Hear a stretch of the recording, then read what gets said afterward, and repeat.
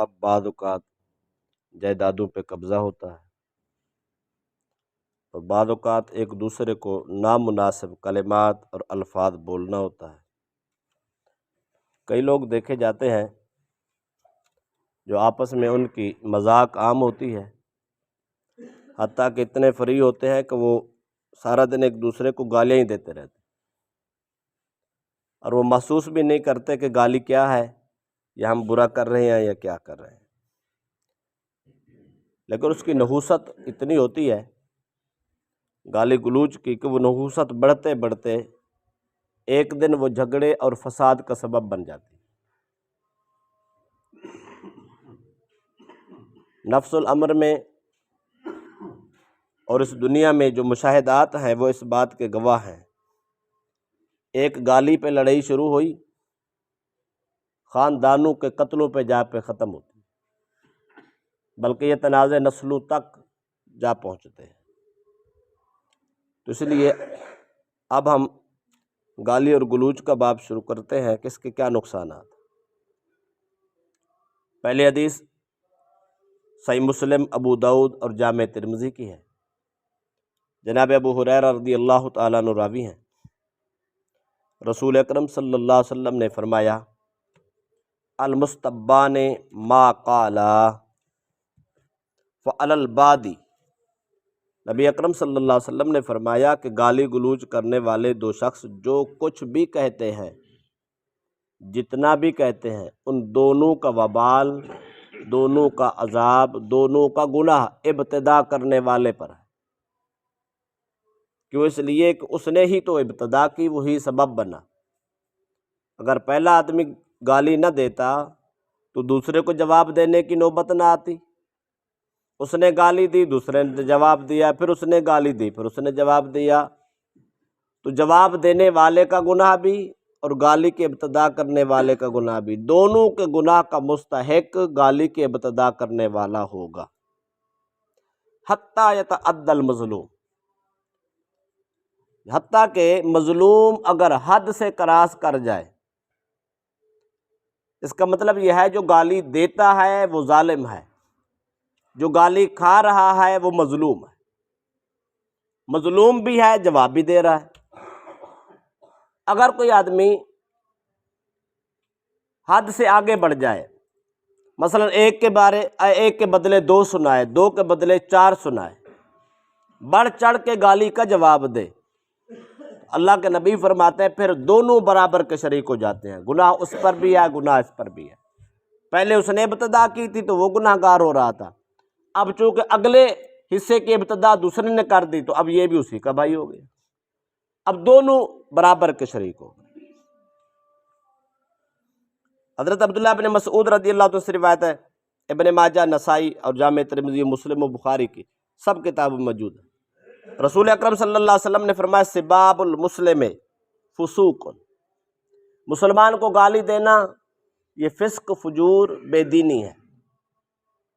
وقتالہ کفر، مسلمان کو قتل کرنا یہ کفر ہے۔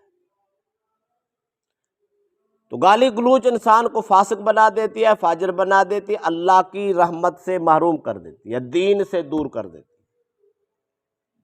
رہ گیا کسی آدمی کو قتل کر دینا، اللہ کے نبی نے اس حدیث میں کفر کا لفظ استعمال کیا۔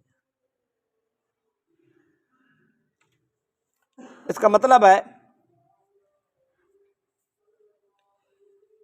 قتل کی کئی قسمیں ہوتی ہیں۔ بعض اوقات کوئی آدمی کسی کو قتل اس لیے کر دیتا کہ یہ مسلمان ہے، مسلمانی کی وجہ سے، اسلام کی وجہ سے قتل کر دیا جاتا ہے، تو یہ صریحی کفر ہے، قطعی کفر ہے۔ اس کا مطلب ہے قتل کرنے والا مسلم نہیں ہے۔ اور ایک ہوتا ہے دنیا کا قصہ کہانی، دنیا کے مفادات، دنیا کے معاملات، جائیداد، دوسرا تیسرا کہ عزت کے مسئلے، یا کوئی بات ہوئی اور اس کی بات کی غلط تشریحات ہو گئی، غلط تفصیلات ہو گئی، جو غلط طویلات ہو گئی، جس کی وجہ سے ایک آدمی نے دوسرے کو قتل کر دیا، بدگمانی میں قتل کر دیا، یا جی تو نے ایسے کہا ہے، تو گستاخ ہو گیا، تو فلاں ہو گیا، وہ ہوا نہیں ہے، تشریحات ہی غلط ہوئی ہیں۔ اگر کوئی ایسا کرتا ہے تو وہ کفران نعمت کرتا ہے۔ اس لیے کہ وہ اپنے قوت بازو سے جو فیصلے کر رہا ہے، وہ یہ نہیں سوچتا کہ انسان کی کتنی بڑی قدر ہے۔ ایک انسان جس کو اللہ پاک نے اپنے قدرت کے کارخانے سے بنایا ہے اور اس کو اپنے بے مثال ہاتھوں سے تراشا ہے اور اس کو وجود عطا کیا ہے، مٹی کو ایک خوبصورت جاندار بنا کے دنیا میں بھیجا ہے، انسان کو کیا خبر کہ وہ کتنا نیک ہے، کتنا صالح ہے، کتنا بندگی کرنے والا ہے، کب وہ توبہ کر لے، کب وہ اپنی منزلیں حاصل کر لے، کب وہ اللہ کا قرب حاصل کر لے، اس بات کا اندازہ نہیں ہوتا۔ ایک انسان دوسرے کو قتل کر دیتا ہے، جب قتل کر دیتا ہے تو اس کا مطلب یہ ہے جو اختیارات رب کے تھے وہ اپنے ہاتھ میں لے لیے۔ وہ مارنا جلانا تو رب کا کام ہے، زندگی دینا موت دینا یہ رب کا اختیار ہے۔ رب جس کو چاہے جس وقت چاہے جیسے چاہے وہ موت دے دے، جیسے چاہے اس کو باقی رکھ دے۔ جب انسان کسی کو قتل کرتا ہے تو اس کا مطلب یہ ہوتا ہے کہ وہ اللہ کے معاملات میں حصہ ڈال رہا ہے اور ایسا سنگین جرم کر رہا ہے جو قبضہ خدا کا تھا اس نے چھیننے کی کوشش کی اور اسی نتیجے میں بندہ مر گیا۔ اللہ کے نبی نے اس کو بھی کفر سے تعبیر کیا، اگرچہ وہ کفر نہیں ہوگا لیکن اس کی وعید یہ ہے کہ یوں سمجھو کہ کفر بھی ہو سکتا ہے۔ بعض اوقات ایسا بھی ہوتا ہے کوئی کسی آدمی کا قتل انسان کو کفر تک لے جاتا ہے، اس لیے قتل کرنا کسی کا، گالی گلوچ دینا فسق و فجور ہے، دین سے بے دوری ہے اور اللہ کی رحمت سے محرومی ہے۔ قتل کر دینا یہ سبب کفر ہے اور کفر تک لے جانے کا اسباب پیدا کرتا ہے۔ آخری حدیث ہے، امام بزار نے اس کو جید سند کے ساتھ بیان کیا ہے، حضرت عبداللہ بن عمر رضی اللہ عنہ کے راوی ہیں، فرماتے سباب المسلم کل مشرف علی الحلقہ، نبی اکرم صلی اللہ علیہ وسلم نے فرمایا مسلمان کو گالی دینا اس شخص کی طرح ہے جو اپنے آپ کو ہلاکت پر پیش کر دے۔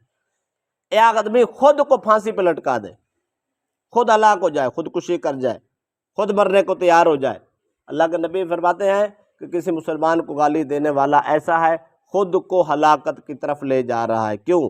جب یہ گالی دے گا تو اس کا نامہ مال گدلا ہوگا، یہ عذاب کا سزا کا مستحق ہوگا، گویا اپنے لیے خود پھندا تیار کر رہا ہے، اپنے لیے خود سزا مقرر کر رہا ہے، اپنے لیے خود وبال جان پیدا کر رہا ہے اور اپنی ہلاکت کا خود سبب بنا رہا ہے۔ اس کا مطلب ہے گالی گلوچ دینا انسان کی ہلاکت اور بربادی کا